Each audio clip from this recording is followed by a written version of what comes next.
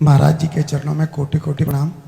महाराज जी एक दोहा पढ़ने के बाद हृदय स्वीकार नहीं कर पा रहा कि ढोल गवार शूद्र पशु नारी सकल ताड़ना के अधिकारी।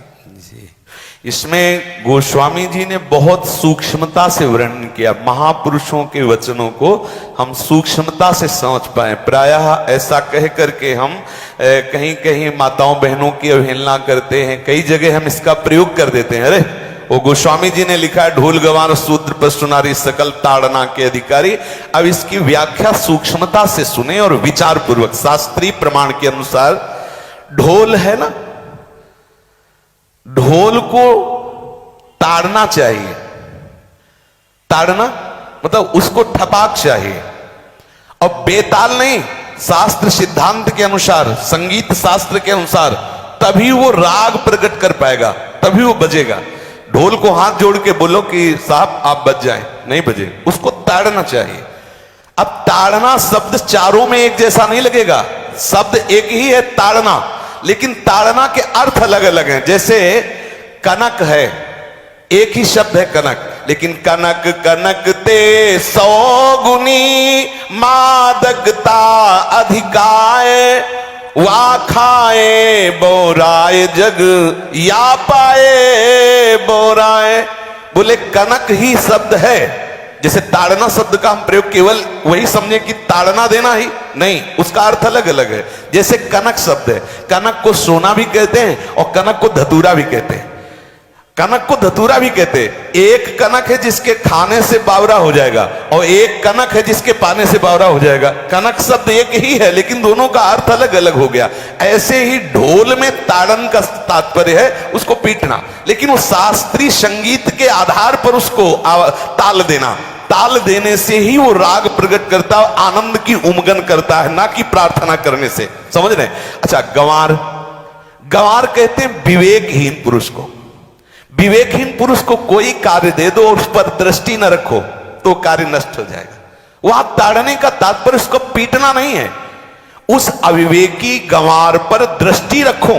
जो आपने कार्य सौंपा है, जो भी कार्य उसका है, उस अविवेकी पर दृष्टि रखना ताड़ना हुआ। उस पर दृष्टि रखो, क्योंकि वो अविवेकी है, गंवार है, वो कार्य प्रणाली ठीक जानता नहीं। आप जहां त्रुटि होता संभाल लेना तो वो संभल जाए, क्योंकि वो गंवार है। और शूद्र, शूद्र का तात्पर्य होता शूद्र, वैसे जो वर्ण व्यवस्था में शूद्र का प्रादुर्भाव सबसे श्रेष्ठ जगह से प्रादुर्भाव है। वर्णन आता है ब्राह्मणोष मुखमाशी बाहु राजन्य कृतः उरुददस जत वैश्या पदभ्याग्यं शूद्रो जायत। भगवान के श्री चरणों की ही वंदना होती है। प्राय आपने देखा सबके श्री चरणों की, और शूद्रों का प्रादुर्भाव श्री चरणों से हुआ है। कोई ऐसा न समझे कि शूद्र का मतलब निकृष्ट होता है। यहां शूद्र का तात्पर्य जब से किसी से कहते हैं कि शूद्रवत आचरण करता है, मतलब शास्त्र विरुद्ध, सदाचार के विरुद्ध आचरण करना, शूद्रवत आचरण की तरफ संबोधन किया जाता है। यहां कहा गया कि शास्त्र की सम्मति, शास्त्र के शासन के अनुसार आचरण हो, सदाचार परायण हो। शास्त्र जिसके लिए जो विधान करता है, शास्त्र शासन स्वीकार करना, यहां शूद्र के ताड़न की बात कही गई। यहां शूद्र ताड़न का तात्पर्य डंडे से प्रहार करना नहीं, समझना। और जो चौथा कहा गया नारी, अगर स्त्री को हम ये कहें कि ताड़न से ही वो केवल काबू में रहती है, तो राष्ट्र में अपने प्रसिद्ध लक्ष्मीबाई जैसी कोई सामर्थ्यशाली वीरांगना, कोई वीरों सामने बड़े बड़े वीरों के दांत खट्टे कर दे, ऐसी बहादुर सिंघनी हुई, अंग्रेजों के दांत खट्टे कर दिए। अगर कोई समझे कि नारी केवल ताड़ने के लिए है तो उसकी मूर्खता है। पुरुष और नारी का समान प्रादुर्भाव हुआ है। भगवान ब्रह्मा के श्री अंग से दाहिनी तरफ से महाराज मनु और बाईं तरफ से उनकी पत्नी उनका प्रादुर्भाव हुआ शतरूपा। शतरूपा, अब आप बोलो एक ही शक्ति के दो भाग हो गए, एक पुरुष रूप धारण कर लिया, एक नारी रूप धारण कर लिया। अब यहां विचार जो है कि उस नारी के ऊपर ताड़न शब्द का क्या प्रयोग है।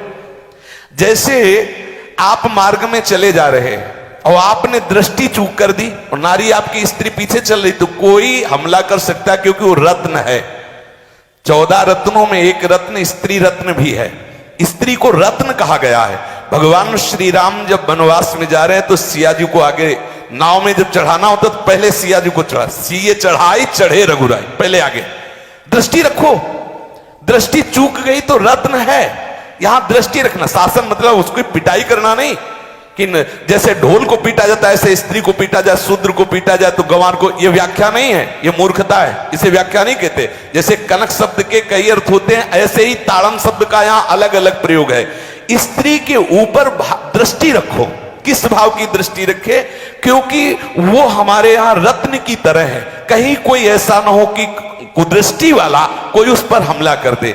पाणी ग्रहण संस्कार में रक्षा का भी सूत्र बताया जाता है कि आपको अभी ये समर्पित है, आप इसकी रक्षा करें। हमारे शास्त्रीय सिद्धांत में देखो, कभी भी स्त्री को अकेला छोड़ने का सिद्धांत नहीं पाया गया। अगर शास्त्रीय सिद्धांत, बच्ची है तो माता पिता के शासन, थोड़ी बड़ी हुई तो भाई आदि के बीच में, और बड़ी हुई तो पति के, और बड़ी हुई तो पुत्रों के, मतलब एक सानिध्य का एक दृष्टि रखी गई है कि यदि आप अपनी दृष्टि में रखेंगे तो उसका अमंगल नहीं होगा, उसका हित नहीं होगा।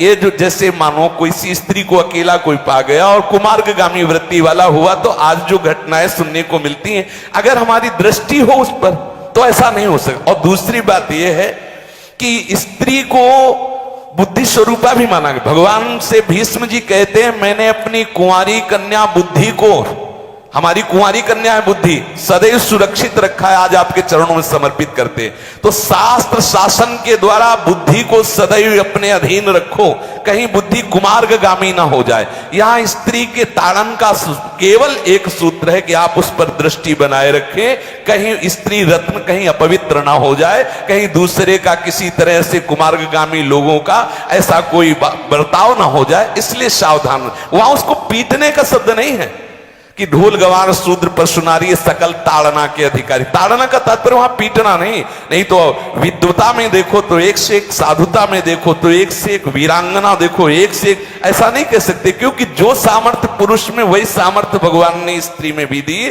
क्योंकि भगवान के ही दो रूप हैं, एक स्त्री और एक पुरुष, समझ रहे ना। तो इसमें एक ताड़न शब्द का कई अर्थ होता है। भगवान की साक्षात शक्ति स्त्री है। अगर कोई इस भाव से देखे कि स्त्री तो केवल ताड़ना मतलब केवल गाली दे के बात करना, ऐसा नहीं। जिस घर में स्त्री का अपमान होता है उस घर का नाश हो जाता है, निश्चित हो जाता है। आप देखिए, रावण का सत्यानाश हो गया जगदम्बा सीता के प्रति, दुर्योधन का सत्यानाश हो गया द्रौपदी के प्रति। जहां स्त्री का अपमान हो जाए, अगर कोई ये समझे कि स्त्री केवल मतलब जैसा हम चाहे वैसा व्यवहार करे, तो अगर नाश ना हो जाए तो हमें बता देना, क्योंकि भगवान की वो शक्ति है। अगर उसे तुम सोचो कि हम ताड़न करें, जैसे ढोल को ताड़न करें ऐसे ताड़न करें, तो तुम्हारा नाश हो जाएगा। बिल्कुल सच्ची बात समझ लीजिए। केवल वहां दृष्टि रखने की बात कही गई है, आपका अधिकार है, आप उसकी सुरक्षा व्यवस्था में रहें।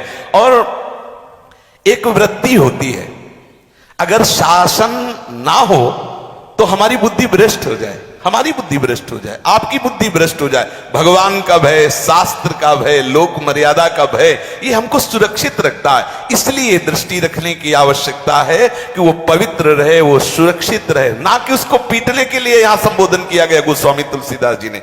इसलिए सावधानी पूर्वक अपनी वृत्ति को पावन रखते हुए महापुरुषों के वचनों को समझने की चेष्टा की जाए। गोस्वामी जी ने जो यहां कहा, ढोल गवार शूद्र पशु नारी सकल ताड़ना के अधिकारी, तो ताड़ना का अलग अर्थ है, अलग अलग। जैसे ढोल में ताड़ना, तो वैसे ही सब जगह नहीं ताड़ना लगेगी। आप देखो, पशु जो है, चालक जो घुड़सवार होता है उसको ताड़ना एड़ी से देता है, अपने चालक जो होता है घुड़सवार एड़ी से। किसान जो होता है वो बैल को बोलता है दाहिने, जैसे हल जोतने होता है बाएं, वो भाषा समझता है, बाएं मुड़ जाए, और नहीं मुड़ता तो पीछे अरई है एक छड़ी, उससे वो इशारा देता है, वो समझ जाता है। पशु को अपने इशारे से चला लेते। अब उससे कहे, खड़ा होकर हाथ जोड़ के कहे कि भैया बैल देवता अब थोड़ा दाहिने मुड़ जाओ, तो नहीं मुड़ेगा। जब लगाम पकड़ी और थोड़ा ताड़न किया और बोले दाएं, तो फौरन दाहिने मुड़ गया। आप देखो, जो बैलगाड़ी चलाते हैं, घोड़ा गाड़ी चलाते हैं, ऊंट चलाते हैं, तो पशु शासन के द्वारा उसको इशारे से किधर चलना है उसको इशारा बता दो। अलग अलग जगह इस ताड़न शब्द का अर्थ प्रयोग किया गया है।